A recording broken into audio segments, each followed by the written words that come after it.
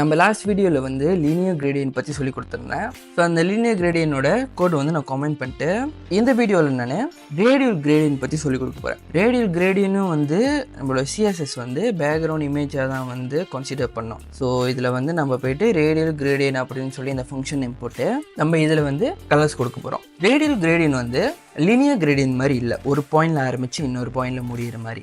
Radial gradient வந்து ஒரு ஷேப்குள்ளேருந்து ஆரம்பித்து அது சரௌண்டிங்கை சுற்றி டிரான்சிஷன் ஆகுறது தான் வந்து ரேடியல் கிரேடியன்ட். உதாரணத்துக்கு நான் சிம்பிளாக ரெட் அண்ட் ப்ளூ கலர்லேருந்து ஆரம்பிக்கிறேன். ஸோ 2 கலர் நான் கொடுத்துருக்கேன் மினிமம்.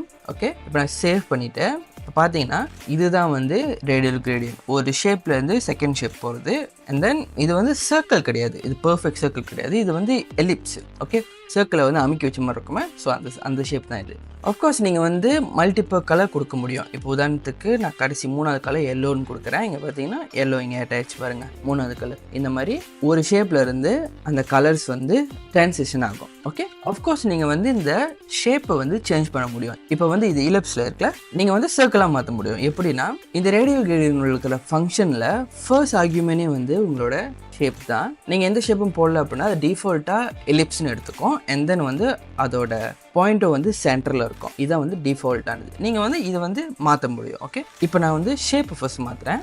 சர்க்கிள் அப்படின்னு கொடுத்து இப்போ நான் வந்து கோமா போட்டுக்கிறேன், சேவ் பண்ணிக்கிறேன். இப்போ பார்த்தீங்கன்னா எலிப்ஸ்லேருந்து சர்க்கிளாக மாறிடுச்சு. நீங்கள் வந்து இந்த ஷேப்போட பொசிஷனை வந்து மாற்ற முடியும். அதாவது இந்த மிடில் பொசிஷன் வந்து மேலே வைக்கலாம், இல்லை சைடில் வைக்கலாம், இல்லை பாட்டம் லெஃப்டில் வைக்கலாம், இல்லை பாட்டம் ரைட்டில் வைக்கலாம். இந்த மாதிரி வந்து ஸ்பெசிஃபிக்காக வந்து இந்த பாயிண்ட்டை வந்து நீங்கள் கொண்டு போக முடியும். எப்படி அப்படின்னா நீங்கள் வந்து இந்த சர்க்கிள் பக்கத்துலேயே வந்து ஆட் ஆட்ரிபியூட் கொடுத்து டாப் அப்படின்னு கொடுத்தீங்கன்னா இப்போ சேவ் பண்ணி பார்த்தீங்க அப்படின்னா பாருங்கள், இந்த சர்க்கிளோட மிடில் பாயிண்ட் வந்து டாப்பில் இருக்குது. அங்கேருந்து வந்து கலர்ஸ் வந்து ட்ரான்சிஷன் ஆகுது.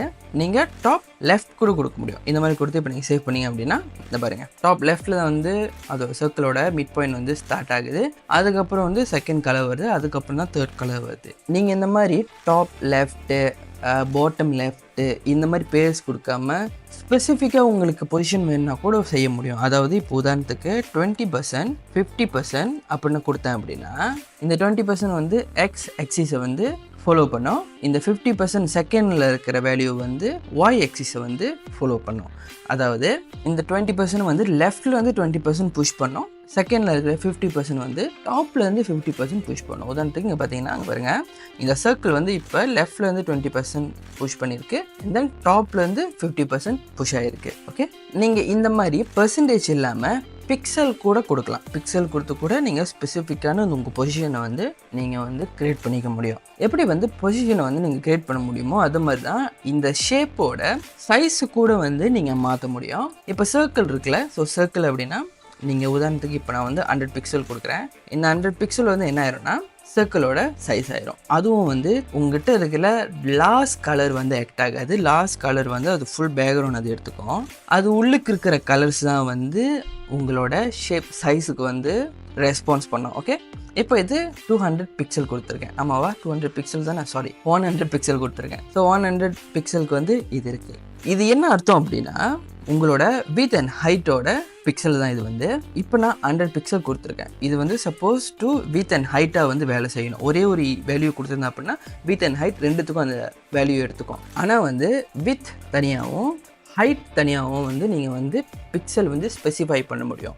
ஆனால் அது வந்து சர்க்கிளில் பண்ண முடியாது. ஏன்னா வந்து சர்க்கிளுக்கு வந்து பர்ஃபெக்ட் வித் அண்ட் ஹைட் இருக்கும். ஓகே, 100 பிக்சல்னால் 100 பிக்சல் ஹைட் அண்ட் வித் இருக்கும், 200 பிக்சல்னால் 200 பிக்சல் ஹைட் அண்ட் வித் இருக்கும். ஸோ அதனால் அது நீங்கள் சர்க்கிளில் வந்து மாற்ற முடியாது, ஆனால் வேறு ஷேப்பில் மாற்ற முடியும். இப்போ உதாரணத்துக்கு வந்து நான் எலிப்ஸில் வந்து மாற்றுறேன். ஓகே, எலிப்ஸு அண்ட் தென் ஃபர்ஸ்டில் இருக்கிறது வித்து. ஸோ ஓகே, வித் வந்து 100 பிக்சல் கொடுக்குறேன், ஹைட் வந்து 200 பிக்சல் கொடுக்குறேன். இப்போ சேவ் பண்ணி பார்த்தீங்க அப்படின்னா வருங்க, வித் வந்து 100 பிக்சலில் இருக்குது, ஹைட் வந்து 200 பிக்சலில் இருக்குது. ஆனால் இந்த மாதிரி நீங்கள் சர்க்கிளில் பண்ண முடியாது. ஏன்னா சர்க்கிள்னாலே பர்ஃபெக்ட் ஹைட் அண்ட் வித், அதனால் சர்க்கிளில் பண்ண முடியாது, மற்ற ஷேப்பில் பண்ண முடியும் அவங்களால.